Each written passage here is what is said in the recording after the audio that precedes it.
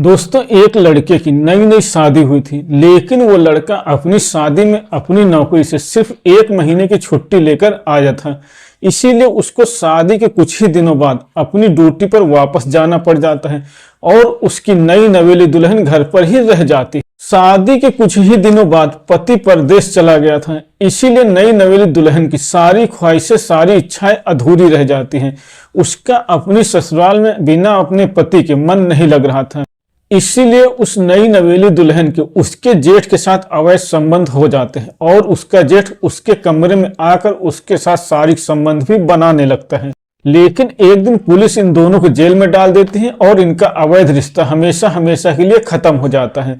दोस्तों, इन दोनों ने ऐसा कौन सा गुनाह किया था जिससे पुलिस ने इनको जेल में डाल दिया, सब कुछ बताने वाला हूं विस्तार से। बस आप लोग कहानी में अंत तक बने रहिएगा। नमस्कार दोस्तों, मैं हूं राजन यादव। आप सभी का स्वागत करता हूं अपने YouTube चैनल पर एक नई कहानी के साथ।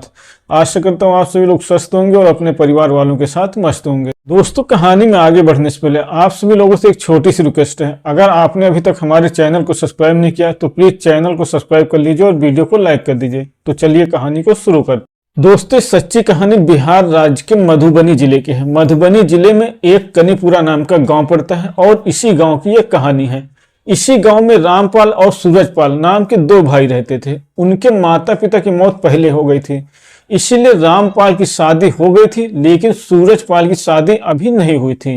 रामपाल घर में ही अपनी खेती बाड़ी करके अपने परिवार का लालन पालन करता था, जबकि सूरजपाल कलकत्ता में एक प्राइवेट कंपनी में नौकरी करता था। जब सूरजपाल को कलकत्ता में नौकरी करते हुए 1-2 साल का टाइम बीत जाता है तो उसकी शादी भी एक बबीता नाम की लड़की से कर दी जाती है। सब लड़कियों की तरह उसकी भी ख्वाहिशें होती हैं, उसकी भी इच्छाएं होती हैं कि वो अपने पति से बहुत प्यार करेगी, अपने पति को अच्छे से ध्यान रखेगी। दोस्तों, बबीता भी सोच रही थी कि मैं अपने पति के साथ बहुत अच्छे से रहूंगी। ऐसे ही वो दिन बीत जाता है और रात हो जाती है। अब दोनों की सुहाग रात होती है। दोनों पूरी रात बहुत प्यार करते हैं, बातें करते हैं और ऐसे ही रात बीत जाती है, पता नहीं चलता। इसके बाद लगभग 15 दिन का टाइम बीत जाता है। दोनों को पता ही नहीं चलता कब उनकी शादी को 15 दिन बीत गए हैं।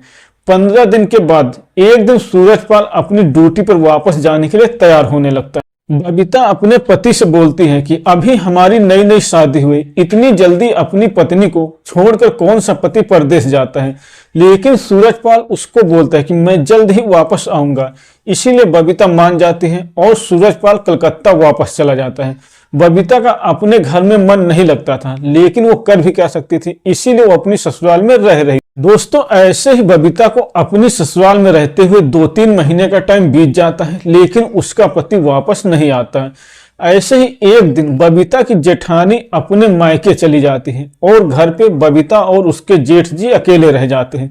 इसीलिए शाम को जब बबीता खाना बनाती है तो अपने जेठ को उसके कमरे में खाना देने के लिए जाती है, लेकिन वो जैसे ही थाली रखने वाली थी उसी समय उसकी साड़ी गिर जाती है और उसके जेठ की नजर उसके स्तनों पर पड़ जाती है। बबीता को इस तरह से देखते ही रामपाल के मन में तरह तरह की बातें आने लगती हैं, तरह तरह के ख्याल आने लगते हैं।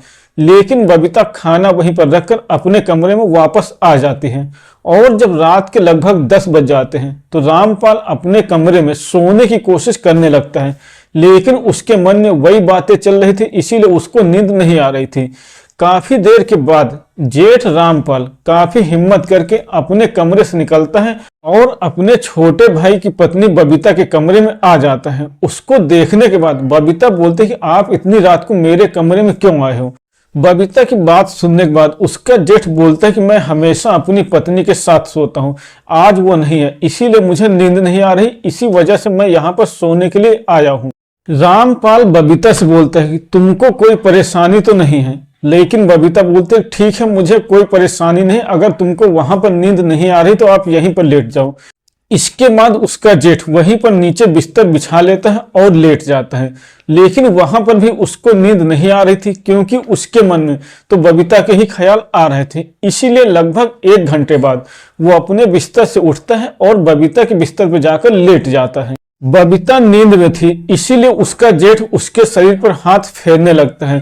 काफी देर तक हाथ फेरने के बाद जब बबीता की नींद खुलती है तो उसको भी बहुत दिनों के बाद किसी मर्द का स्पर्श पाकर बहुत अच्छा लग रहा था, इसीलिए वो भी विरोध नहीं करती, वो भी अपने जेठ का साथ देने लगती है। जब बबीता अपने जेठ का विरोध नहीं करती है तो उसका जेठ और उसके पास आकर उसके साथ अश्लील हरकतें करने लगता है और काफी देर तक अश्लील हरकतें करने के बाद जब दोनों शारीरिक संबंध बनाने के लिए तैयार हो जाते हैं तो जेठ अपने छोटे भाई की पत्नी के साथ बहुत ही जोरदार तरीके से शारीरिक संबंध बनाने लगता है। दोस्तों, बबीता को भी बहुत दिनों के बाद शारीरिक संबंध बनाकर बहुत अच्छा लग रहा था, इसीलिए वो भी अपने जेठ का पूरा साथ दे रही थी। इसके बाद उसका जेठ उसके साथ बहुत ही जोरदार और दर्दनाक तरीके से शारीरिक संबंध बनाता है और उसको शारीरिक रूप से संतुष्ट कर देता है। इसके बाद दोनों पूरी रात शारीरिक संबंध बनाते हैं और जब शारीरिक संबंध बनाकर दोनों थक जाते हैं तो वहीं पर सो जाते हैं। दोस्तों, इसके बाद जितने दिन तक बबीता की जेठानी वापस नहीं आती, बबीता अपने जेठ के साथ रोज शारीरिक संबंध बनाती रहती है। लेकिन कुछ दिनों के बाद बबीता की जेठानी अपने मायके से वापस आ जाती है, इसीलिए उसका जेठ फिर से अपनी पत्नी के पास लेटने लगता है और बबीता अपने कमरे में अकेले फिर से लेटने लगती है। ऐसे ही लगभग 1 महीने का टाइम बीत जाता है। 1 महीने बाद जब फिर से बबीता की शारीरिक संबंध बनाने की इच्छा होने लगती है तो एक दिन अपने जेठ से बोलते हैं कि जब से जेठानी जी आ गई हैं आपने तो हमको भुला ही दिया है। लेकिन उसका जेठ बोलता है ऐसी कोई बात नहीं, आज रात को मैं तुम्हारे पास आऊंगा। दोस्तों, इसके बाद जैसे ही रात होती है बबीता का जेठ शक्तिवर्धक दवाई खा लेता है और उस दवाई के नशे में पहले अपनी पत्नी के साथ शारीरिक संबंध बनाता है। शारीरिक संबंध बनाने के बाद जब उसकी पत्नी सो जाती है तो वो अपने कमरे से चुपचाप निकलता है और बबीता के कमरे में आ जाता है। बबीता के कमरे में आने के बाद उसके साथ शारीरिक संबंध बनाने लगता है और उस दवाओं के नशे में लगभग 2 से 3 घंटे तक शारीरिक संबंध बनाता रहता है। इधर बबीता अपने जेठ के साथ शारीरिक संबंध बना रही थी, उधर उसकी जेठानी की अचानक से नींद खुल जाती है। वो जब अपने पति को अपने पास नहीं पाती है तो थोड़ी देर तक उसका इंतजार करती है, लेकिन जब उसका जेठ वापस नहीं आता तो वो अपने कमरे से निकलकर उसको बाहर ढूंढने के लिए आती है। तभी उसको बबीता के कमरे से कुछ बातचीत करने की आवाजें सुनाई देती हैं।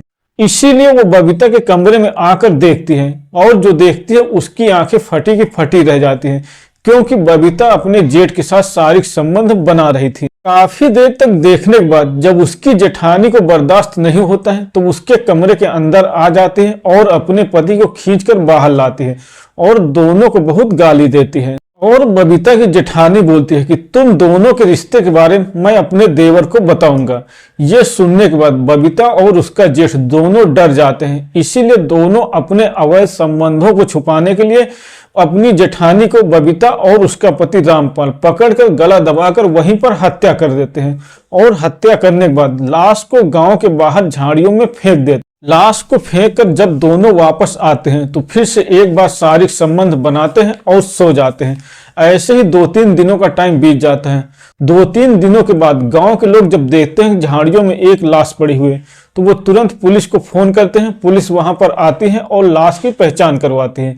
जब लाश की पहचान हो जाती है तो पुलिस लाश को पोस्टमार्टम के लिए भेज देती है। लाश को पोस्टमार्टम के लिए भेजने के बाद पुलिस बबीता और उसके जेठ से दोनों से अलग अलग पूछताछ करती है। दोनों अलग अलग कहानी बताते हैं, इसीलिए पुलिस को शक हो जाता है और पुलिस बहुत ही सख्ती से दोनों से पूछताछ करती है तो दोनों टूट जाते हैं और अपना जुर्म कबूल कर लेते हैं। दोस्तों, इसके बाद पुलिस दोनों को हमेशा हमेशा के लिए जेल में डाल देती है और दोनों के अवैध रिश्ते यहीं पर खत्म हो जाते हैं। तो दोस्तों, ये थी आज की कहानी। अगर आपको पसंद आई हो तो वीडियो को लाइक करें और चैनल को सब्सक्राइब करें।